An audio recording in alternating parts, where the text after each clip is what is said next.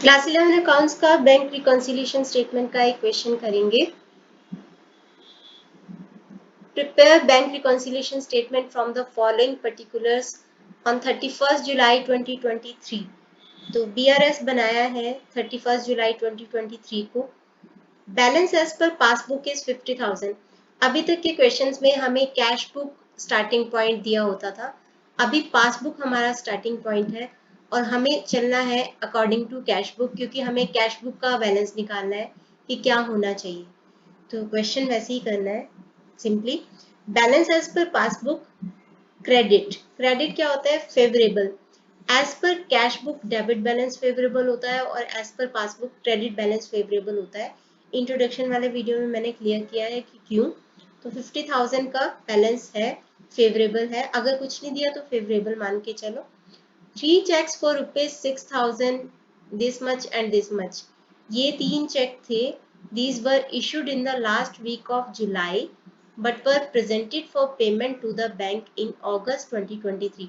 आपको ये देखना चाहिए कि बीआरएस कौन सी डेट को बनाई है, तो उसके पहले क्या हुआ है, उसके बाद में क्या हुआ है। तो 31 जुलाई से पहले तक ये 3 चेक इशू किए गए थे। तो जैसे ही ये चेक इशू किए गए होंगे वैसे ही हमने कैश बुक में इनको माइनस कर दिया होगा, क्योंकि हम जैसे ही किसी को चेक इशू करते हैं वैसे ही हम उसको माइनस कर देते हैं, अपने बैलेंस को माइनस कर देते हैं। लेकिन these were presented for payment to the bank in August 2023। इसका मतलब है कि जिस भी पर्सन को या जिस भी पर्सन को हमने वो चेक इशू किए उन्होंने अभी बैंक के पास प्रेजेंट नहीं किया, मतलब उन चेक्स को एनकैश नहीं करवाया। तो क्योंकि चेक्स को लेके वो गए ही नहीं बैंक के पास, अगस्त में गए यानी 31 जुलाई तक गए ही नहीं, तो बैंक ने इस बारे में कुछ भी नहीं किया, यानी बैंक ने इस चीज की जीरो एंट्री की। अभी तक हम कैश बुक पहले रखते थे, पासबुक बाद में, लेकिन अभी पासबुक का बैलेंस दे रखा है तो पासबुक को पहले रखा है। तो लेकिन तरीका सेम ही करना है। -6,000 -0, -3937 -0, -1525 -0, यानी इन तीनों चीजों को माइनस करना है हमें।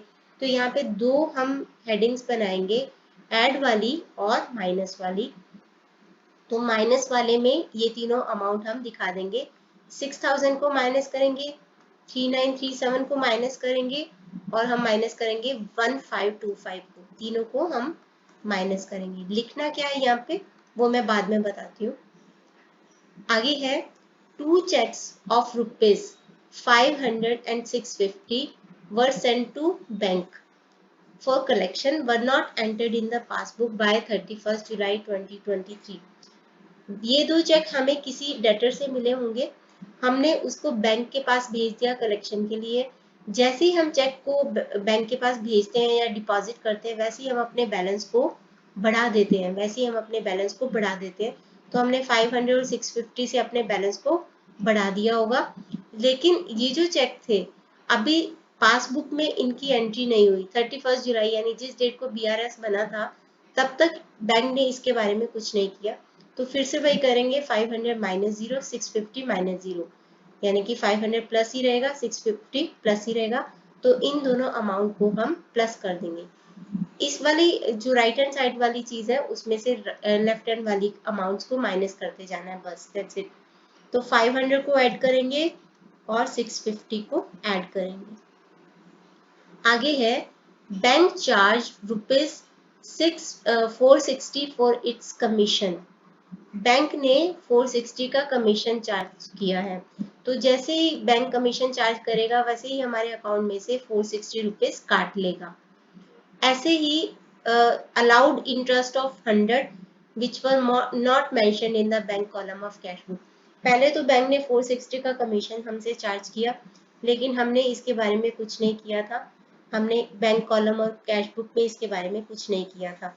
तो 0 minus minus 460, minus minus plus हो जाएगा 460, यानी 460 को क्या करेंगे, 460 को हम ऐड कर देंगे, यहाँ पे 460 को ऐड कर देंगे। उसके बाद है बैंक ने 100 रुपीज का हमें इंटरेस्ट अलाउ किया है, इसको भी हमने कैश बुक में कुछ नहीं किया। तो जैसे ही बैंक ने 100 रुपीज का हमें इंटरेस्ट दिया होगा तो हमारे अकाउंट को बढ़ा दिया होगा 100 से, लेकिन कैश बुक में इसके बारे में कुछ नहीं किया है। तो 0 - 100 यानी कि -100, -100 मतलब 100 को माइनस करना है। तो ये हमारी सारी ट्रांजेक्शन हो गई है यहाँ पे। तो अभी लिखना क्या क्या है वो देख लेते हैं। सबसे पहले है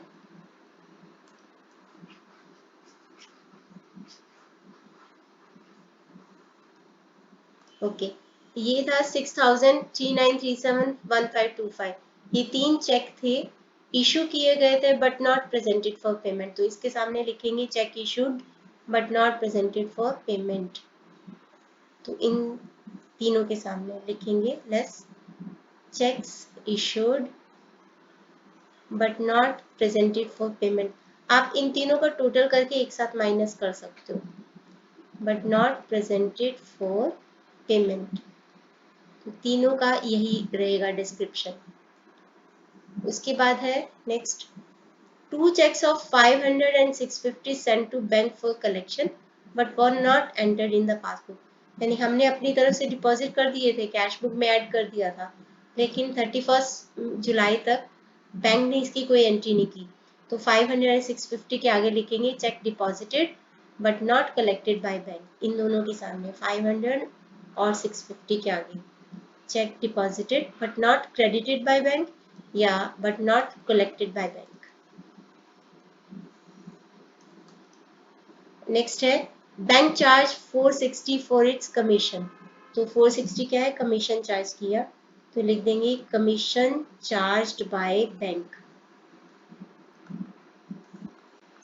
और 100 रुपीज का डिस्काउंट इंटरेस्ट दिया था बैंक ने, तो इस 100 रुपीज के सामने लिखेंगे इंटरेस्ट अलाउड बाय बैंक। अब जिसको प्लस करना है उसको प्लस कर देते हैं इन तीनों को। 500 है और 650 है और 460 है, तीनों को प्लस करेंगे 1610 ऐड कर देंगे 51610 60003937 और 1525 100, इन सबको माइनस करेंगे 11562 51610 में से इसको माइनस करेंगे तो ये बैलेंस हमारे पास आ जाएगा 40048।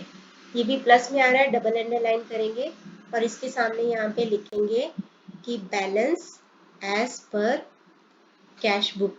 As per cash book debit balance favourable होता है, ये प्लस में है तो हम ब्रैकेट में लिखेंगे डेबिट और इसके साथ ही क्वेश्चन कंप्लीट।